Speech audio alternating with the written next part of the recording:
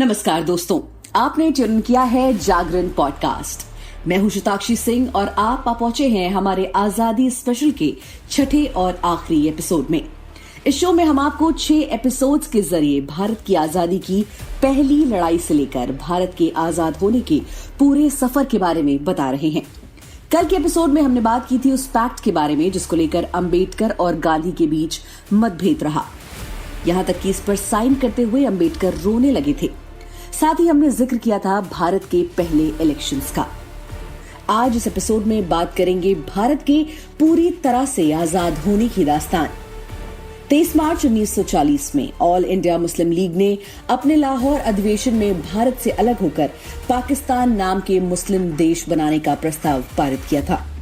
1940 में भले ही बहुतों को ये केवल राजनीतिक खामाखयाली लगी हो, लेकिन 7 साल बाद 1947 में देश को 2 टुकड़ों में बांट दिया गया और मुस्लिम लीग के नेता मोहम्मद अली जिन्ना पाकिस्तान के जन्मदाता कहलाए।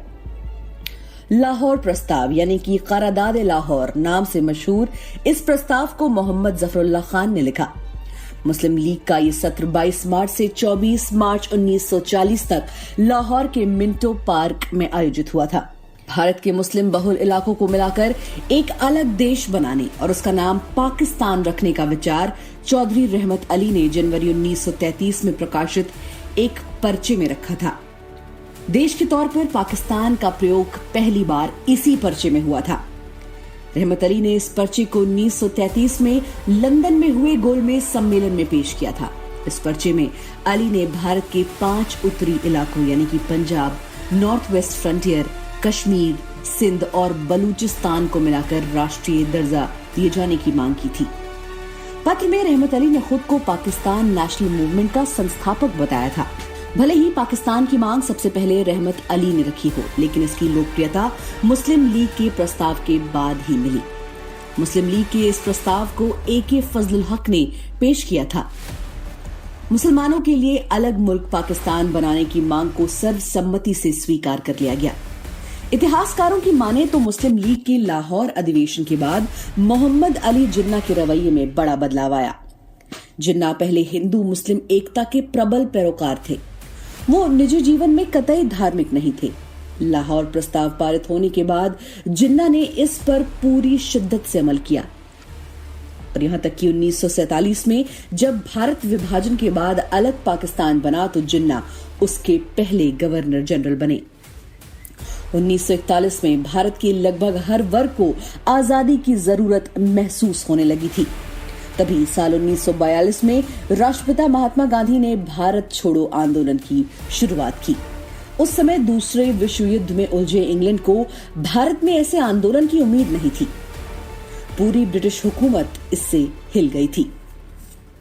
1857 के बाद देश की आजादी के लिए चलाए जाने वाले सभी आंदोलनों में 1942 का ये आंदोलन सबसे बड़ा और सबसे तीव्र आंदोलन साबित हुआ था। भारत छोड़ो आंदोलन की शुरुआत बापू ने अखिल भारतीय कांग्रेस समिति के मुंबई अधिवेशन से की थी। उस समय बापू ने मुंबई के गोवालिया टैंक मैदान या अगस्त क्रांति मैदान में अपना ऐतिहासिक भाषण दिया था और इस भाषण में करो या मरो का नारा दिया था। उस समय उनके साथ तत्कालीन कांग्रेस के कई बड़े नेता मौजूद थे। शुरुआत में तो यह आंदोलन शांतिपूर्ण रहा, लेकिन ब्रिटिश सरकार की छापेमारी से प्रदर्शनकारी अचानक हिंसक हो गए और उन्होंने पोस्ट ऑफिस, सरकारी बिल्डिंग और रेलवे स्टेशन को निशाना बनाना शुरू कर दिया। इसमें तोड़फोड़ की ढेर सारी घटनाएं हुई और सरकार ने हिंसा की इन गतिविधियों के लिए गांधी जी को उत्तरदायी ठहराया। इसके बाद अंग्रेजी हुकूमत ने गांधी जी और आंदोलन के सभी प्रमुख नेताओं को गिरफ्तार कर जेल में डाल दिया। सभी प्रमुख नेताओं की गिरफ्तारी के बाद ऑल इंडिया कांग्रेस कमेटी के सेशन को अरुणा असफ अली ने चलाया। पुलिस और सरकार की तमाम चेतावनियों के बावजूद भारी संख्या में लोग मुंबई के गोवालिया टैंक मैदान में इकट्ठा हुए और अरुणा असफ अली ने इस भीड़ के सामने पहली बार भारत का झंडा फहराया, जो आंदोलन के लिए एक प्रतीक साबित हुआ। सरकारी आंकड़ों के अनुसार इस आंदोलन में 900 से ज्यादा लोग मारे गए और 60,000 से ज्यादा लोग गिरफ्तार हुए। अंग्रेजों की दमन नीति के बावजूद यह आंदोलन रुकने का नाम नहीं ले रहा था। लोग बड़ी संख्या में अंग्रेजों के खिलाफ सड़कों पर उतर आए थे। सरकारी इमारतों पर कांग्रेस के झंडे फहराने शुरू कर दिए थे। किसान छात्रों ने भी संघर्ष शुरू कर दिया था। कामगार हड़ताल पर चले गए और सरकारी कर्मचारियों ने काम करना बंद कर दिया था और गिरफ्तारियां देनी शुरू कर दी थी। इस आंदोलन ने देश की आजादी में बहुत बड़ी भूमिका निभाई। इस आंदोलन ने 1943 के अंत तक भारत को संगठित कर दिया था और ब्रिटिश राज की नींव को पूरी तरह से हिलाकर रख दिया था। आखिरकार इस आंदोलन के अंत तक ब्रिटिश सरकार को यह संकेत देना पड़ा कि जल्द ही देश की सत्ता को भारतीयों के हाथ में सौंप दिया जाएगा। इसके बाद गांधी जी ने आंदोलन को बंद कर दिया और कांग्रेसी नेताओं सहित लगभग 1 लाख राजनीतिक बंदियों को रिहा किया गया। इस आंदोलन के दौरान मुस्लिम लीग के कराची अधिवेशन ने भारत छोड़ो का नारा दिया। फिर आया दौर 1946 का, जब जवाहरलाल नेहरू ने कांग्रेस अध्यक्ष के रूप में कार्यभार संभाला। नेहरू ने भारत की आजादी में कई महत्वपूर्ण भूमिकाएं निभाई। यहां तक कि आजादी की जंग में उन्हें 9 बार जेल जाना पड़ा। फिर 20 मार्च 1947 को अंग्रेजों ने भारत को आजादी देने का ऐलान किया था। यह ऐलान ब्रिटिश प्रधानमंत्री क्लेमेंट एटली ने किया था। एटली ने कहा था कि 30 जून 1948 से पहले भारत को आजाद कर दिया जाएगा।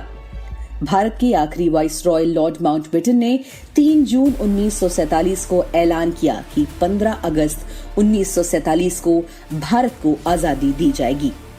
साथ ही भारत और पाकिस्तान को 2 देशों में बांट दिया जाएगा। भारत और पाकिस्तान दोनों संप्रभु होंगे और दोनों का अपना अलग अलग संविधान होगा। एटली के ऐलान के 6 महीने बाद ही 15 अगस्त 1947 को भारत को आजाद कर दिया गया। भारत की आजादी के एक दिन पहले यानी 14 अगस्त 1947 को पाकिस्तान का नए देश के रूप में जन्म हुआ। भारत को आजादी मिलने का सफर आसान नहीं था। इस पूरे सफर में न जाने कितने योद्धाओं ने आहुति दी, जिसकी वजह से आज हम आजाद भारत में चैन की सांस ले रहे हैं। 2023 में हम भारत की आजादी की 77वीं वर्षगांठ को मना रहे हैं। आप सभी को आजादी की बहुत बहुत शुभकामनाएं। जय हिंद। हमें दीजिए इजाजत और सुनते रहिए जागरण पॉडकास्ट।